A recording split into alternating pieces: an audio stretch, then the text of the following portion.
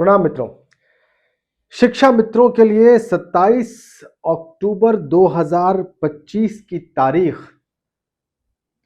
एक बहुत निराशाजनक तारीख थी। आज मेरे पास उसी तारीख, उसी कोर्ट, उसी जज और उसी पिटीशन से जुड़ी खबर है आप सबके लिए।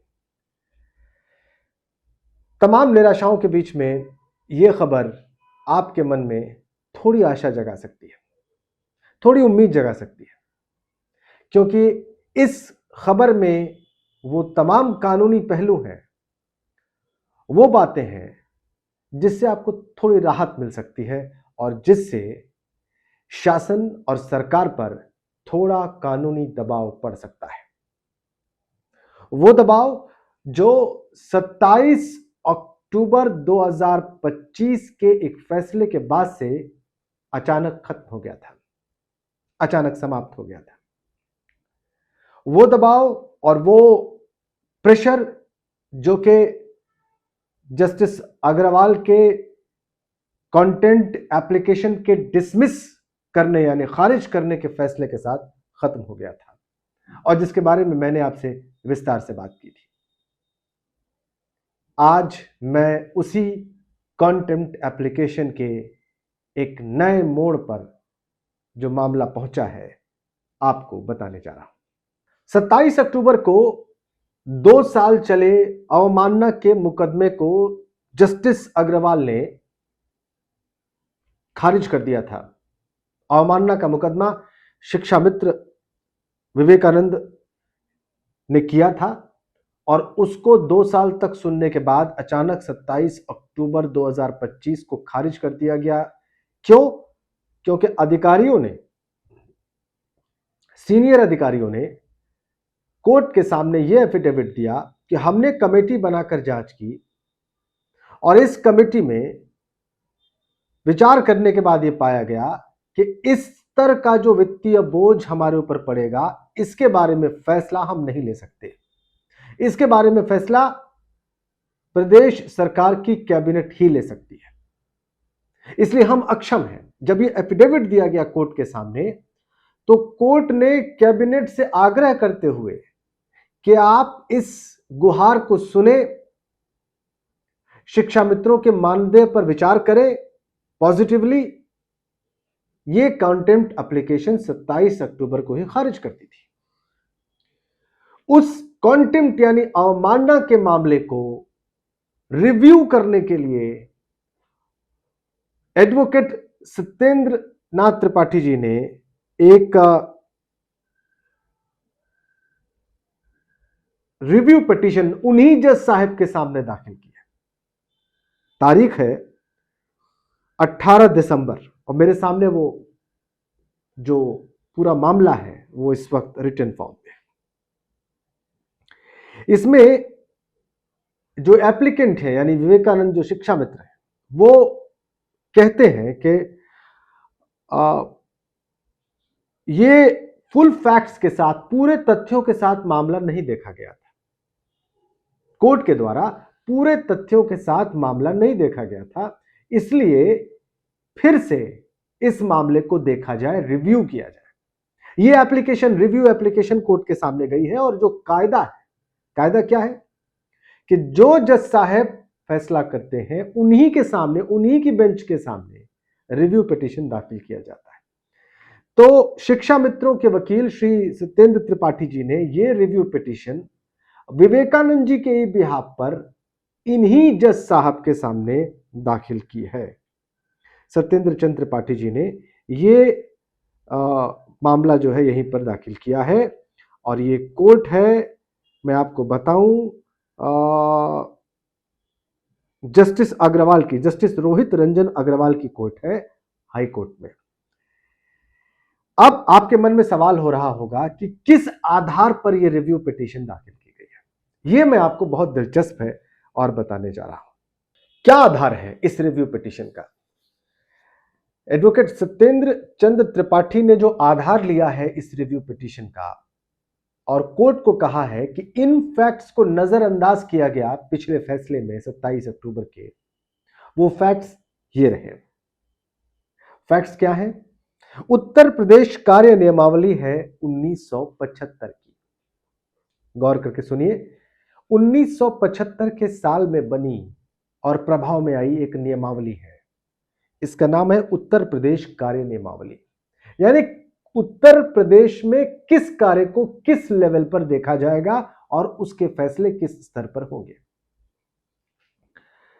इस कार्य नियमावली में बताया गया है अनुसूची 1 में कि कौन से केसेस कहां जाएंगे या कौन से केसेस उत्तर प्रदेश की कैबिनेट में आएंगे, उसके सामने आएंगे विचार करने के लिए।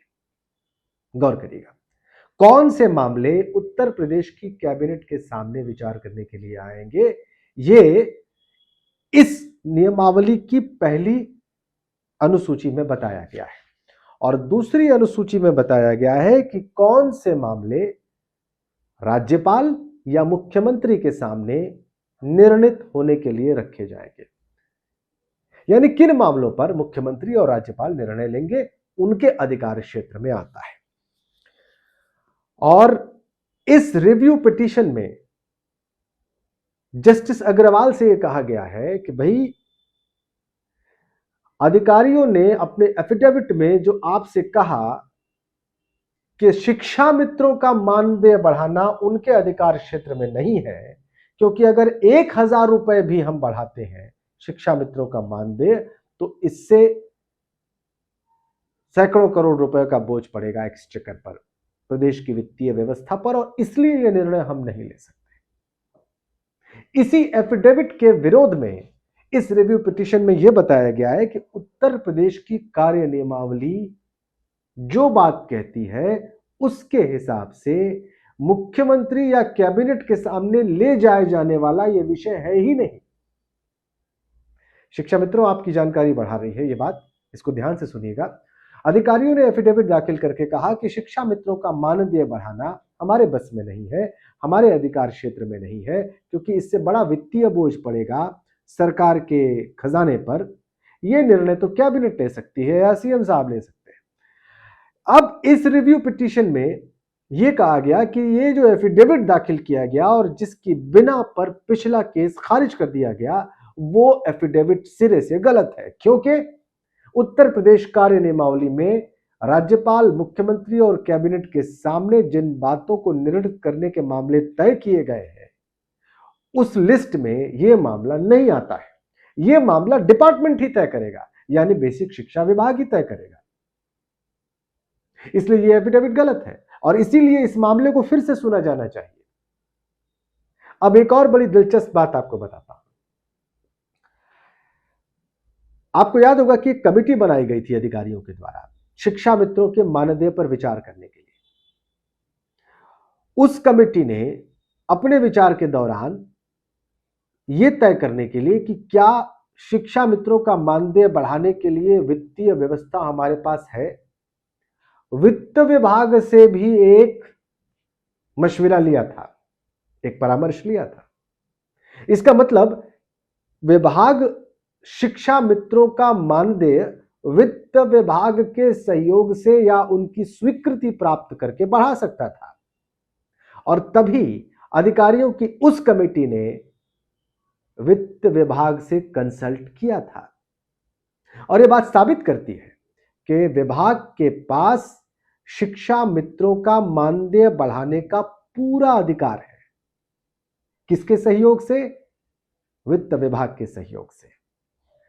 और ऐसा करने का प्रयास उन्होंने किया, लेकिन फिर उन्होंने कोर्ट में यह कह दिया कि नहीं जी, हम नहीं बता सकते, चूंकि ये वित्तीय बोझ बहुत ज्यादा पड़ेगा एक्सचेकर पे, इसलिए हम फैसला नहीं ले सकते। और कोर्ट ने फौरन उस एफिडेविट को 27 अक्टूबर को ही एक्सेप्ट करते हुए शिक्षा मित्रों का जो कॉन्टेम्प्ट एप्लीकेशन था उसको खारिज कर दिया। अब आप जान लीजिए कि इस मूव के बाद रिव्यू पिटीशन के हुआ क्या है। तत्काल जस्टिस अग्रवाल की कोर्ट ने इसको एक्सेप्ट किया है, इस एप्लीकेशन को, और उन्होंने रिकॉर्ड मंगाया है सारे इस मामले से जुड़े हुए। जिन जज साहब ने शिक्षा मित्रों की पिटीशन को, कॉन्टेम्प्ट पिटीशन को खारिज किया था, उन्हीं जस्टिस अग्रवाल ने तमाम रिकॉर्ड्स तलब किए हैं। इस मामले से जुड़े हुए एफिडेविट्स मंगाए हैं, अब उसको चेक करेंगे और उसके बाद रिव्यू पिटीशन मामले की सुनवाई की तारीख तय होगी। और जो जानकारी मुझे मिल रही है, जो सूचना मेरे पास है, ये तारीख 2026 यानी अगले साल के जनवरी महीने में ही कोर्ट दे सकता है। और आपको एक बहुत सकारात्मक बात कहूं, इससे भी थोड़ी सी आशा आपकी जागृत होगी। जो रिकॉर्ड है, जो डेटा हमारे पास उपलब्ध है, वो ये कहता है कि अगर 100 रिव्यू पिटीशंस कोर्ट के सामने जाती हैं तो उनमें से सिर्फ एक सुनवाई के लिए एक्सेप्ट होती है, सिर्फ एक। यानी 1% गुंजाइश है कि रिव्यू पिटीशन दाखिल की जाए और वही जज साहब जिन्होंने पिछला फैसला दिया था उस रिव्यू पिटीशन को सुनवाई के लिए एक्सेप्ट कर लें, एडमिट कर लें। और इस केस में यानी शिक्षा मित्रों की रिव्यू पिटीशन के साथ ऐसा होने जा रहा है। यह खुशी की बात है, यह वाकई संतोष की बात है।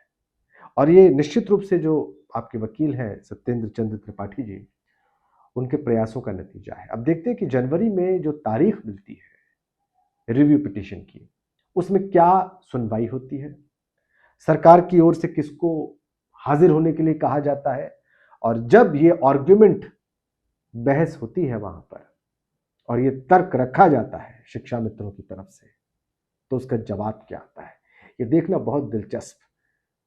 लेकिन फिलहाल ये डेवलपमेंट थोड़ी आशा तो जगा सकता है। इसी बीच में सरकार कह रही है, मंत्री जी ने कहा है कि विचार चल रहा है, कैशलेस इलाज तो अभी दे देंगे और शिक्षा मित्रों और अनुदेशकों का मानदेय भी बढ़ा देंगे। तो ये तो सदन में चल ही रहा है, लेकिन कोर्ट में ये चल रहा है और इस पर मेरी निगाह है। बहुत जल्दी मैं वकील साहब से और लीगल एक्सपर्ट से इस विषय में बात भी आपके सामने प्रस्तुत करूंगा, लेकिन आज के लिए इतना ही। और ये सूचना इस वीडियो के माध्यम से जो आप तक पहुंच रही है, इसे आप ज़्यादा से ज़्यादा शिक्षा मित्रों तक पहुंचा सकते हैं, शेयर कर सकते हैं। शुक्रिया जुड़े रहने के लिए। चैनल आपका है, मैं बार बार कहता हूं, जुड़िए, जोड़िए और सच की आवाज़, इंसाफ की आवाज़ बुलंद रखिए। बहुत बहुत धन्यवाद।